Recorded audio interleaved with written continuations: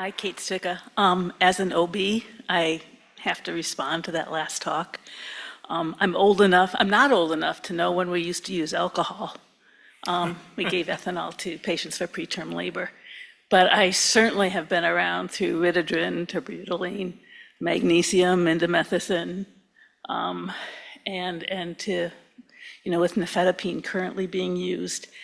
And as well as prolonged chronic therapy attempts. And what we finally have settled on is that 48 hours is used for the tocolytic, not because of problems, although there are problems with long-term use, but that you don't need, the only reason we give a tocolytic is to give corticosteroids for the baby to improve, lung maturation. Because the problem isn't that the uterus is just contracting by itself, it's contracting because of a reason. There's an underlying cause, and it's usually, it's inflammation of some kind, whether in the vast majority of second trimester preterm labors, it's infection, or it's inflammation from preeclampsia or diabetes, endothelial inflammation that's triggering that whole prostaglandin cascade within the uterus. And so that chronic tocolysis actually can be a problem.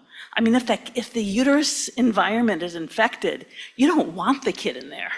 It's safer to get that kid out.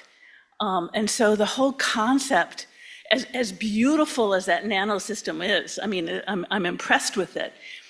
My comment as an OB is that I'm just not sure I'm just not sure that's the appropriate therapy for preterm labor. I think we have to go back further and figure out how to eliminate the inflammation that's causing the problem in the first place, how to prevent infection, ascending infection in the first place, not to develop a system for chronic delivery in a unique fashion as an OB, I just have to comment, and I apologize. I don't want to be a Debbie Downer for what appears to be a beautiful and really clever system, but I'm just not sure it's going to help. Yeah, so if I can address a couple of your points, the issue with treating preterm labor right now and preventing preterm birth is it is such a multi-phenotypic, kind of Roberta Romero likes to call it a syndrome, not a disease.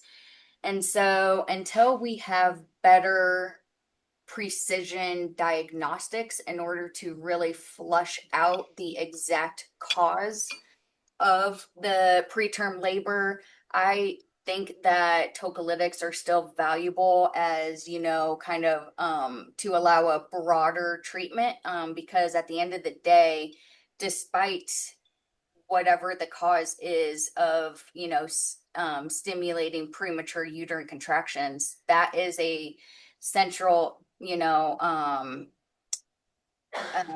kind of like mechanism where each of the drivers converges. And you're not going to use tocolytics for every patient in preterm labor. You would never give a tocolytic to a woman who shows signs of infection, obviously. Then that's not the standard of care now. And so, yeah, and so then to your second point, yes, in the US, it's great that tocolytics are used very acutely for just 48 hours in order to get betamethasone on board for the moms and get her close to a, NICU facility. That's great. About 90% of the babies who are born preterm birth in the US can survive. The issue is the majority of preterm births that are happening globally are happening in, sub-Saharan Africa and other places where there are maternal healthcare deserts. And when the babies are born premature there, only 1 out of 9 or 10 are actually surviving. And so and NICU facilities aren't as prevalent there as they are in these first world countries like the US. And so we do need something that is going to be able to be used long term to get these babies as close to term delivery as possible, because studies have shown that every week that baby is in utero, it benefits. I totally agree with the last statement, but if the problem, to me, the problem isn't the contractions. The contractions occur because of an antecedent problem. And simply stopping the contractions isn't going to get rid of what's causing the contractions in the first place. And so that's where, I'm just not sure this is going to be helpful to third world countries. Because you're not getting rid of what's causing the problem. You're not getting rid of the cause. You're just treating the symptom. That's me as an OB. Just like as a neonatologist on the panel, I'm happy that you give any tocolytics at all, because I know there's a lot of discussion in the OB world. I'm an ACOG member, an SFM member, and I go to SRI most years. And I know there's a lot of hot conversation about whether you should even tocolyse at all, and some OBs have said, I don't tocolyse anymore, and just leave it up to me. I don't want you to leave it up to me. I'm happy for 48. We're hoping to get longer than 48, but I understand your perspective. So I'll take 1 second.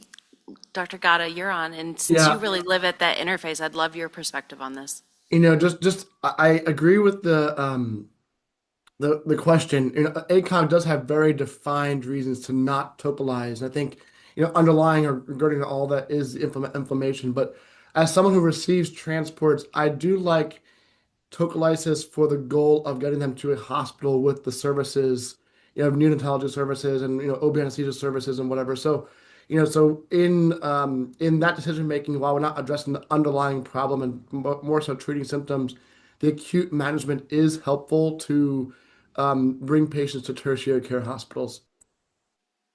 And I absolutely support acute management. 48 hours, I totally agree with that. What I'm concerned about is the efforts to deliver a chronic tocolytic agent. And I'm just not sure that's going to solve our problem. And it might actually create a worse problem by keeping a kid inside that really shouldn't be inside. For longer than 48 Can I ask you a hours. follow-up question? Like, I could see a world in which tocolysis is used for fetal surgery, right? So meaning you don't have preterm contractions, but you have some degree of uterine stimulation, from that. And so many patients who undergo fetal surgery are under tocolysis, not because of preterm contractions, but because the uterus has already been, been in a surgical environment where they're on procardia for weeks, right, after the trocars have been inserted into the uterus. So I think not just for the purpose of preterm contractions, but using the hydrogel could be a useful means for after some intrauterine surgery. And in that situation, I agree with you, because I think the problem is much more iatrogenic related to that surgery, as opposed to an underlying problem within the uterus itself, uterus and placenta itself. But I also think that tocolytics could really benefit the multiples pregnancy. Those fetuses are not being exposed to a sterile they're not being exposed to any infection. It's the stretch-induced contractions. And so if you could have those tocolytics on board for a longer time, there's such a large portion of spontaneous preterm births that are due to the multiple pregnancies. Wonderful. Not to derail this wonderful conversation, I think there's a lot that can go into these different modalities of transporting drugs, but we have another question at the microphone. Go ahead. Well, I hate to disrupt such a elegant bit of research. It's terrific, all of the medicinal chemistry involved with this. and also the arguments in terms of the modalities. But if I can, I'd like to ask a question. I see patients with mast cell activation who have a lot of migraines. And as a result, there are issues with the nonsteroidals. It turns out that a fair number of the nonsteroidals are very strong blockers of diamine oxidase, leading to a fair amount of histamine release. And there's a whole bunch of efforts to try and reduce the histamine release in these individuals. And I understand histamine is also in the patent ductus. So I wondered specifically whether or not there's a paradox or a dilemma here, because obviously individuals with migraine need to get pain relief, but also if I'm liberating histamine and I happen to have a woman who's pregnant, is it a disservice to use these non-steroidals if it's going to release histamine and create an opening of the ductus? Well, it's a good question, and I don't have a clear answer for the mast cell pregnant woman, but the role of histamine in ductus tone has kind of been something that we've been interested in, and others as well. There's a story, there's a lot of farm stories about what drugs work and what drugs don't, but the 5-hydroxytryptamine, the histidine decarboxylase enzyme, I think, is present, and histamine can be liberated and can act on the ductus. We worried about antihistamines and acids and effects on H2 receptors, and so it's a mixed story. The scenario you asked me about, I don't have a clear answer for. Histamine acts on blood vessels depending on the vascular bed in different ways. So I don't know if I have a clear answer for you. The antihistamine story or the antacid story for H2 receptor blockers was a surprise to us, because some of those drugs are CYP inhibitory, and there's CYP enzymes live in vascular walls, and the ductus has its own CYP enzyme grouping, and so the drugs that you give that could affect the CYP enzymes or inadvertently affect the CYP enzymes would also change ductus tone. But I don't have a clear answer for you on the mast cell pregnant patient.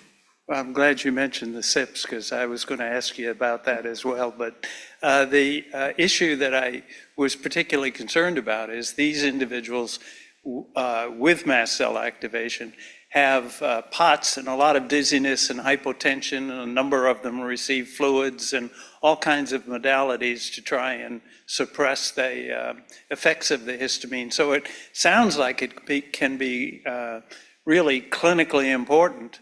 And so fortunately, I haven't seen many pregnant women who have mast cell activation, but I'm always worried about running into some of them, because some of them are quite young. It's a good question. Dr. Reese, I'll ask you another question. Thanks so much for enlightening us on the complexities of the ductus.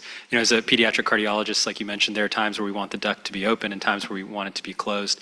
And we're fortunate that we have prostaglandin available to give postnatally to keep the ductus open in situations where we need that for either systemic or pulmonary blood flow.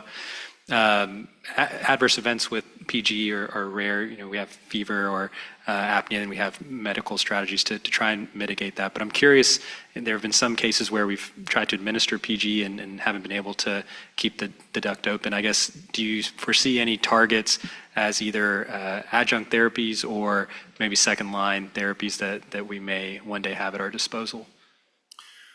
Yeah, it's an ongoing conversation between the neonatology team and the cardiologists and the cardiothoracic surgeons, because they, of course, have reasons to want it to relax as well. I don't think that we're probably likely to find anything that's as potent as the prostaglandins to keep it relaxed. Prostacyclin works as well, but in the icosanoid family, probably it's just uniquely endowed with a rich receptor system from fetal life that's geared to keep it relaxed as a fetus. And so I think that's nature's molecule to keep the vessel relaxed. And we've accidentally found a lot of other things that make the ductus have less tone, but nothing blows it open like prostaglandin does. So The only other strategy, if you've turned up the PGE all the way and you don't want any more side effects, is if we could have an adjuvant therapy. Is there something else we can add that has a different pathway to help it relax? So there's possibility for finding dual strategies, but I don't think there's going to be a single molecule that works any better than PGE. Yeah, thanks. Well, we're just about at the top of the hour, so if there are no more questions, we'll go ahead and end this panel. And Amelia, you have anything for the day? We're good? Okay, so we'll end for the day. Thank you all.